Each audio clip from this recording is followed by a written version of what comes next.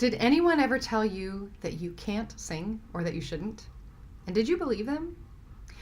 In my over 30 years of experience in the fields of voice and consciousness, this is perhaps one of the most common lies I have encountered. And another thing I've found is that it's incredibly common that people do not like the sound of their own voice. Isn't that interesting? Is that true for you? Well, imagine if in one place you could learn not only to sing freely and easily, to love actually the sounds that you make, but also to direct the power of your sound to use for healing, for relaxation, for awakening and awareness, whether that is in your own spiritual practice or in the work that you do with others.